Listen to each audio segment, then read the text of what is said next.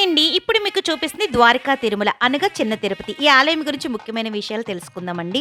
ఈ ద్వారకా తిరుమల ఆలయం యొక్క ప్రత్యేకత ఏమిటంటే ఒకే విమాన శిఖరం కింద 2 వెంకటేశ్వర స్వాముల వారి విగ్రహాలు ఉండటం ఇక్కడ విశేషం. ఒక విగ్రహం స్వయంభూ అయితే ఇంకొక విగ్రహం ప్రతిష్ఠింపబడింది. ఈ తరహా క్షేత్రాలు చాలా అరుదుగా ఉంటాయి.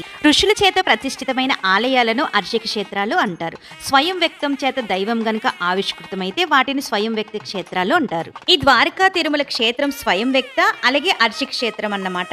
ఈ తరహా పుణ్యక్షేత్రాలను గనక దర్శించుకుంటే మనోవాంఛలు అలాగే మనోభిష్టాలు అన్ని వెనువెంటనే నెరవేరుతాయని అంటారు. ఇక్కడ ఈ ఆలయంలోని గర్భాలయంలో 2 విగ్రహాలు ఉండడానికి కారణం ఏమిటి, అలాగే ఇక్కడ ఎందుకు స్వాముల వారికి అభిషేకాలు చెయ్యరు, ఒకవేళ అభిషేకాలు చేస్తే కొనుజులు అనే చీమజాతి కీటకాలు కుప్పలు తెప్పలుగా ఎందుకు వచ్చి చేరుతాయి, ఇలా ఇవన్నీ కూడా వివరిస్తూ మరెన్నో విషయాలు ఈ ఆలయం గురించి చెప్తూ నేను ఫుల్ వీడియో చేశానండి. ఈ వీడియోలో చంటి స్పెషల్ నా ఛానల్ పేరు కింద లింక్ ఇస్తాను. మీకు ఎవరికైనా ఇంట్రెస్ట్ ఉంటే ఒకసారి చూడండి. Thanks for watching.